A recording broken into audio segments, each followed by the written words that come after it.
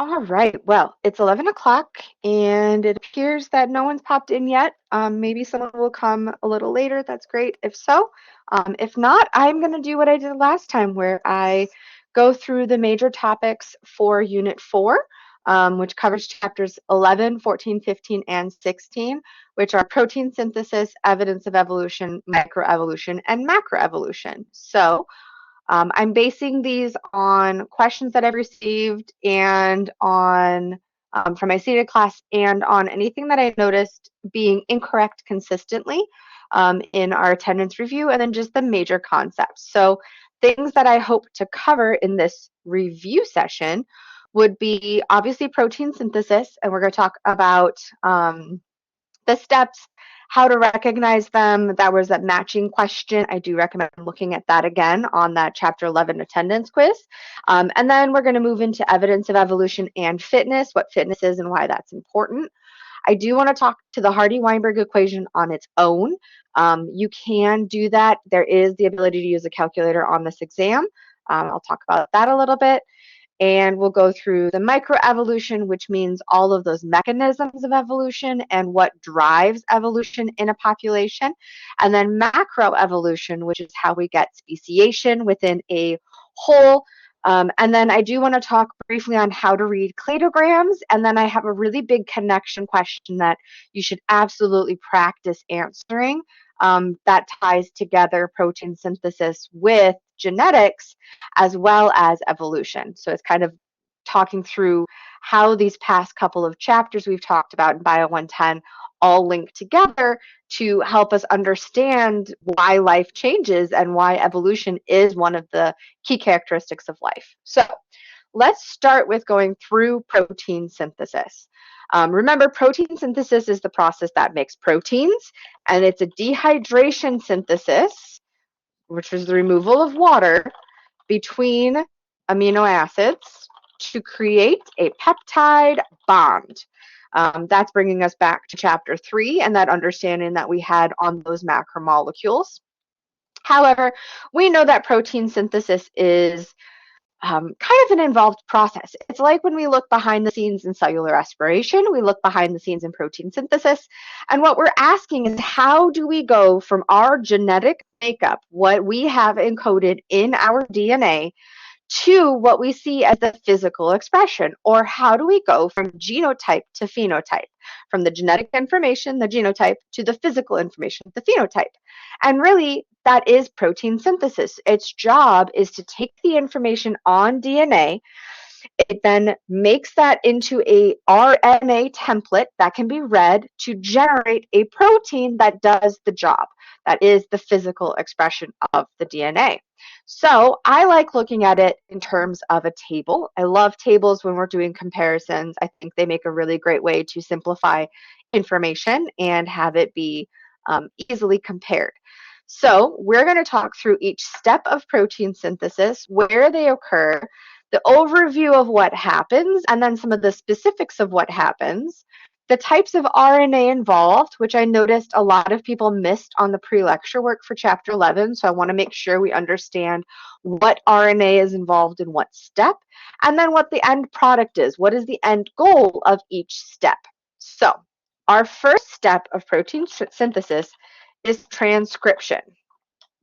Okay, transcription we know comes first, and the easiest way to remember that is C alphabetically comes before translation. So if you're ever in doubt and you're like, I don't remember which one starts the process, think alphabetically. We all know the alphabet, and C comes before L. So transcription comes before translation, which means transcription occurs in the nucleus of eukaryotic cells because that is where the DNA is contained. And if we look at that central dogma of DNA to RNA to proteins, we know we have to start with DNA in order to make protein synthesis. But again, that's because we're going from genotype to phenotype. So what happens, the big overview of what happens is DNA is read and transcribed or moved into messenger RNA. That's the big thing that happens there. Okay, so we know that messenger RNA is the RNA that carries the genetic information of the DNA. That is the only RNA involved in this particular set of steps. Okay, we don't have the other RNAs involved here because transcription is just making messenger RNA, which is, again, our product. That's the end goal, is to make that messenger RNA that's carrying the genetic information out in a way that can be read by the rest of the cell.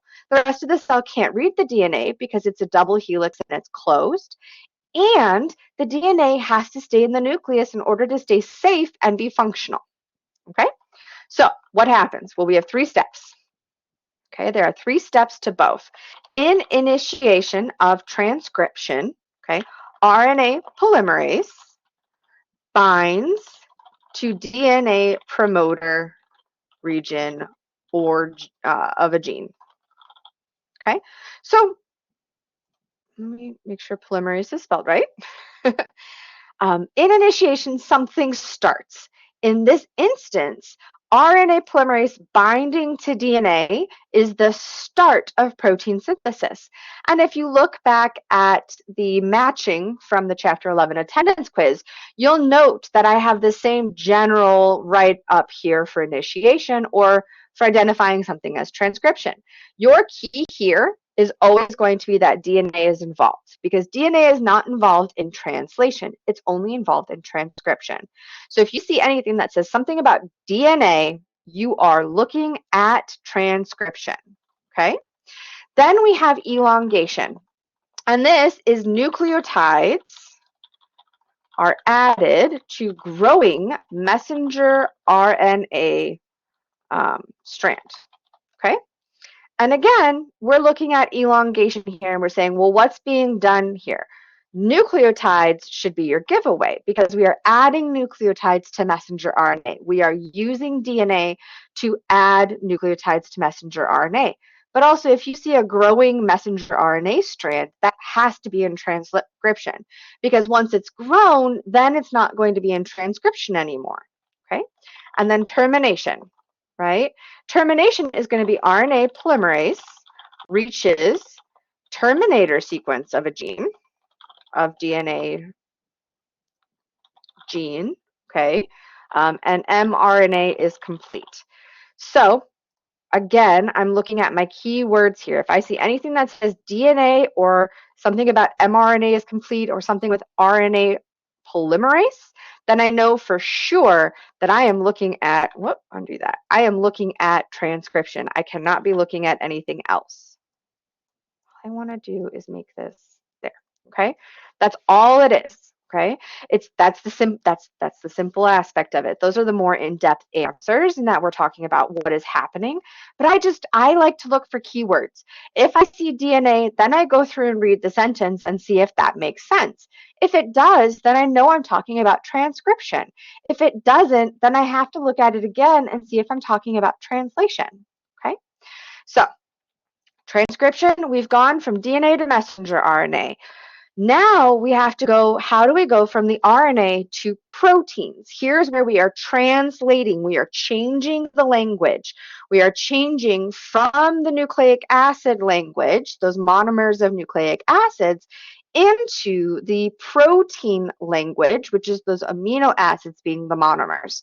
So in translation, okay, we are going to see this occurring at the ribosome in the cytoplasm, or on the rough ER. The rough endoplasmic reticulum is studded with ribosomes. If you remember that, that should help. Okay, so we know that we are looking at the ribosome or the rough ER. Stop, I don't want that to happen. All right, we're on to translation. So what's happening here? Well, we are seeing the mRNA, rRNA, ribosomal RNA, and tRNA, right, are making proteins. Okay, so my RNA is involved. We have the messenger RNA. We have the ribosomal RNA and the transfer RNA. Those are my RNA products that are, my RNAs that are involved in this particular step. All three RNAs are involved in translation. You need all of them in order to translate. It takes more, right, to change languages. We're changing languages here. And my product is a polypeptide, okay, or a protein. So what are the steps and what do we call them and what do we look for in keywords here? Well, once again, it's initiation. And in this instance, messenger RNA, transfer RNA, and ribosomal RNA come together at the start codon and form an RNA complex. Now, again, you can reword that in many different ways. There's not really a right answer in how you're rewording that. However, I like to think about it in terms of what are my keywords here? Well, here I am seeing all of my RNAs. So that is telling me right off the bat that I have to be in translation because all of my RNAs are involved. In addition, I'm seeing something say start codon, kind of a big deal, right? And, you could say RNA complex, but if you just say messenger RNA, transfer RNA, and ribosomal RNA come together at the start codon, that's also saying what we need to know. So we know that we are forming this location where something can happen. These all have to occur in the same spot. Then we have elongation, where we see amino acids added to growing polypeptide chain. And in this instance, again, my keywords that are going to give this away is not that I'm looking at nucleotides, but rather that I'm looking at amino acids. Again, I'm growing something, and this is through dehydration synthesis. So is the amino acid or the nucleotides, right? I'm removing water, synthesis, okay? Add that on there. And then last but not least, we have termination. Termination is when the RNA complex reaches a stop codon. Polypeptide is released, process starts over because we're never using an mRNA just once. So again, the keyword here that's going to tell me that I'm done is stop codon. I'm again seeing polypeptide. If I don't see RNA complex, I'm going to see mRNA, rRNA, and tRNA. And that's what's telling me that I'm looking at translation. Now remember, the important thing here is this is how we go literally from the genetic information and the language of genes to the actual physical aspects and the phenotype in the language of proteins. This is very important because natural selection acts on individual phenotypes, which changes population gene pools over time. And we can't see that happening without protein synthesis. In addition, it makes sense that if there are errors, we're going to see those errors occurring here. And those might be things like those mutations, where you have a point mutation or a frame shift mutation or a substitution. So keep that in mind, okay? In addition, we are going to talk then about the evidence of evolution. So we know that there is evidence of evolution. We have biogeographical evolution. We have the fossil record. I don't know why my fossils got removed here. And then embryological and molecular. And then finally, last but not least, anatomical. Okay, so when we talk about evidence of evolution, these are the things we use to identify evolutionary relationships. These are the things we use, more than one of them at once. We don't just rely on one to determine how closely related something is to something else. Fossils are a great tool, but fossils are a minuscule amount of the living organisms that have existed, the different species that have existed. And so we can't rely solely on fossil evidence. In fact, much of what we know about fossils is being overturned and changed with better and better technology. We know too that biogeographical evidence is a huge factor, but because we as humans move things around the world so readily, including ourselves, that can't be the end all be all. We have to have other factors that tell us evolutionary relationships. we absolutely rely on embryological studies. And this can be in plants and animals and protists and whoever else might have an embryo when they go through sexual reproduction. But embryos generally don't change drastically from organism to organism until later in the developmental settings. And you'll see this when we talk about our survey of the living world in Unit 5. So we'll come back to a lot of this to determine how we classify animals, because we classify animals based on their evolutionary relationships. We're very familiar with molecular evolution because we absolutely rely heavily on DNA today. There are always stories coming out of people finding relatives they didn't know they had, or finding relationships with historical figures based on genetic evidence, based on genealogy. My grandmother is way into genealogy, but if I told her it was all based on DNA and evolution, she might not agree with me exactly. But we absolutely can look at molecular evidence, and there have been some really cool discoveries that support various organisms being classified as different species because of the molecular differences that we don't necessarily see in the physical attributes. Such as orangutans, they discovered there was a different species. There were two species of orangutans, not just one, which is very cool. And then it changes how we deal with um, endangered species management and things like that. And then we have the anatomical differences, and this is going to be those physical characteristics. And there are three that you need to know. You need to know vestigial traits, you need to know homologous traits, and you need to know analogous traits. Okay, I have a very simple way of classifying these or giving a definition to these. These are evolutionary leftovers. Okay, these are common ancestry, different functions, and this is not related, same functions. Okay, so let me go to my next slide and show you what those are up close. Okay, and let me add to fossils in here. All right, so fossil records, again, are incomplete, but they are going to be ancient records of evolutionary relationship. Okay, all right, so biogeographical. This is one of the first ones that Darwin identified and came up with, and this is where we know that life that is close to each other are more similar to one another.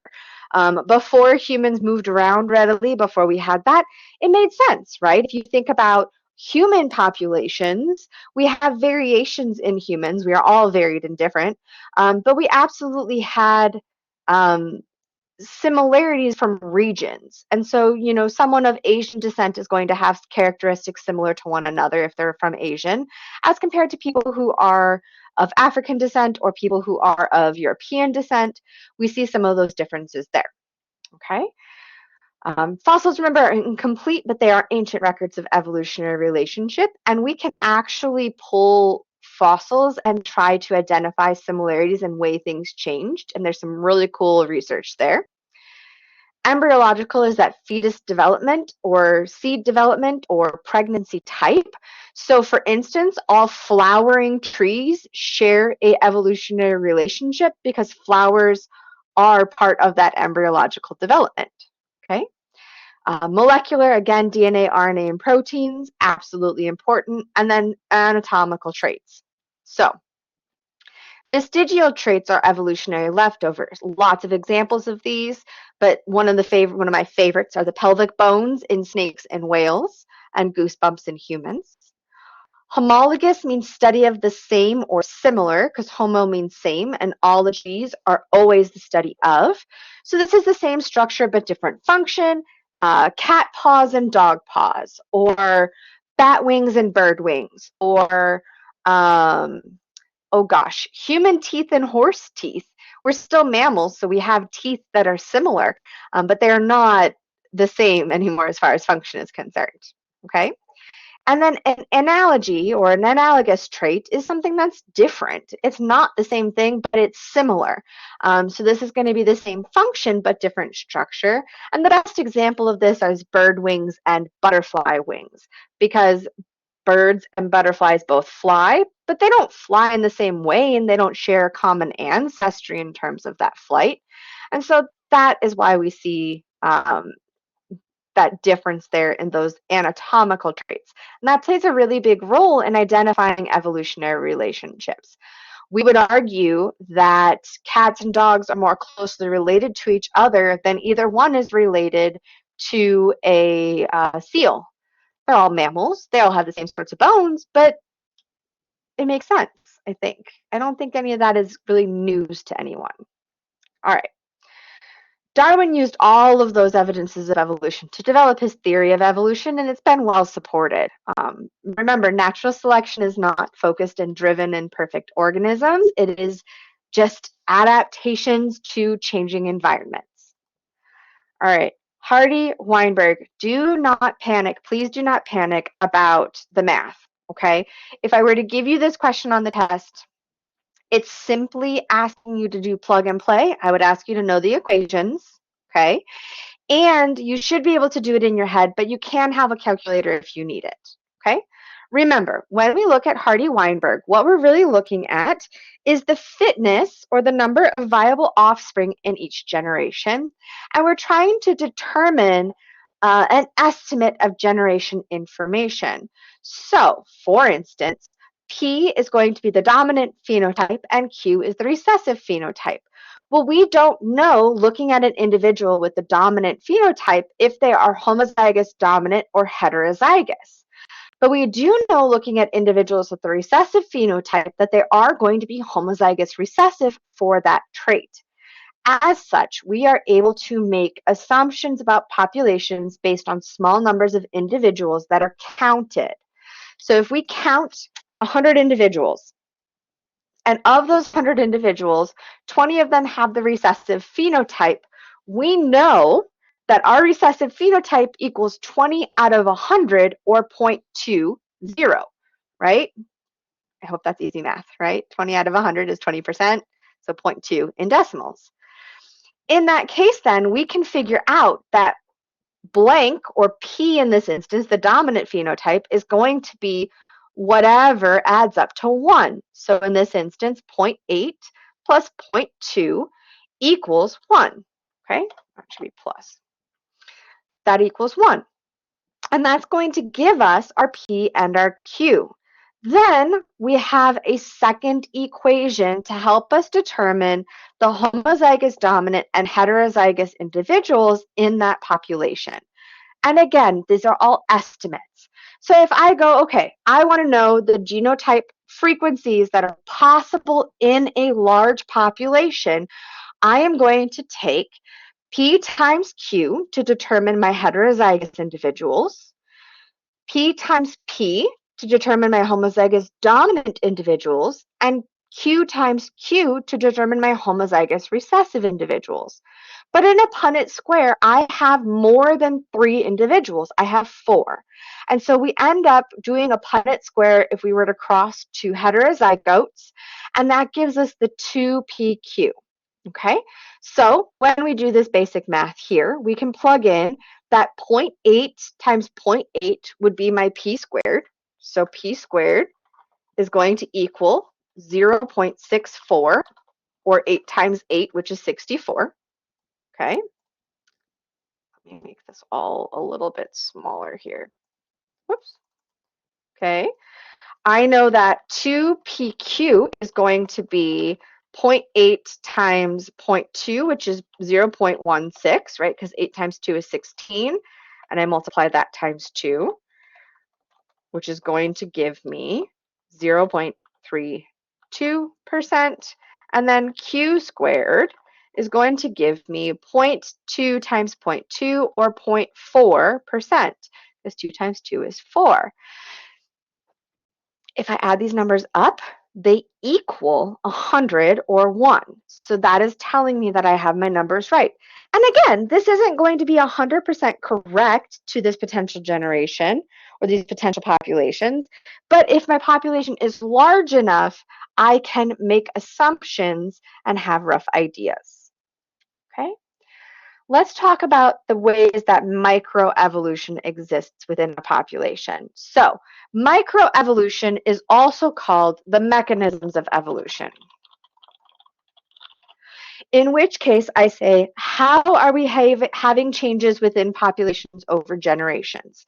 We know that there is natural variation and that there is descent with modification, which is natural selection. There are four types of microevolution that I really want you to know. The first is natural selection. I have that listed third on here because I think that's that's the order they gave it to me last time I did this review. Natural selection is a pressure on an individual phenotype. It does not drive perfect individuals, but it means that any individual with a good mutation may survive and have higher fitness. Okay? And honestly, then, mutations or changes of the genes are actually one of the only drivers of evolution. If we do not have mutations, if we don't have mistakes, then natural selection has no variation to work on. If we all had the same genes and they all did the same things, we would not have any sort of evolution within a population. So mutations is the number one drive of microevolution, followed by natural selection. However, there are two other mechanisms that can change a population. The first is genetic drift. Now, while natural selection is a pressure on an individual, genetic drift is chance. It's random. And what this means is that I like the example of you have a field full of red flowers, and in those red flowers, you have some white individuals who are the recessive phenotype. If a little girl goes through a field of flowers and happens to pick all of the white ones, that's not natural selection, that's just by chance. That's going to be an example of the bottleneck effect, where she is pulling all of that potential gene out of a population without even realizing it. Fires are examples. Anything by natural disaster is going to be a result of genetic drift. Now, there's two kinds of genetic drift. The first being the bottleneck effect, where there's a drastic reduction in the population and we lose a ton of alleles from individuals who are no longer in that population. And again, it's by chance. You might have been really well adapted to your environment, but if you're killed by a fire, it doesn't matter how well adapted you were to your environment. Okay? And the second one is the founder effect. And this explains a lot of the populations of unique organisms we see on islands.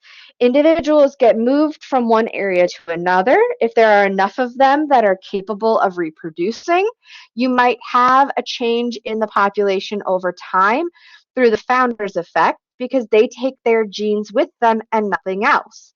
So we're not going to have the entire population's worth of genes moved to a location. If I randomly pull a couple of people out of a room, there's no saying what genes they're going to have. Another great example of this is if you go trick-or-treating and they have a mixed up bowl of candy and you reach in and grab out a handful of candy and then you grab out a second handful of candy, you're not going to have exactly the same number and types of candy. It's just going to be random. That's genetic drift. Okay? And then the last one is gene flow. And gene flow is a movement of individuals taking their alleles with them. When gene flow is present in a population, evolution is reduced because genes are moving around and it keeps the gene pool mixed up.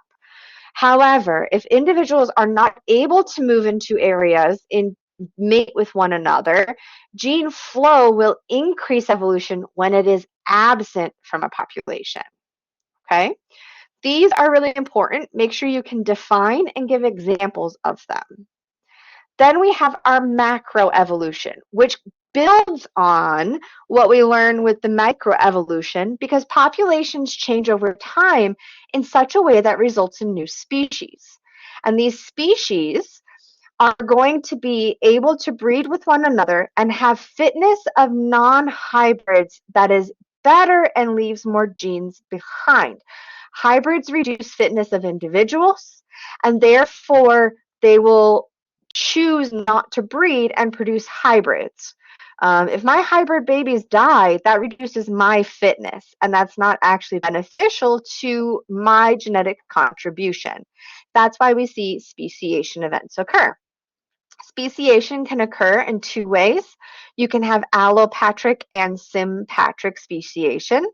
A founder's effect, where it first happens and a population is moved to a new location, may result in speciation because of allopatric or different land, where the new island species is not anywhere near the same as its ancestral continent species.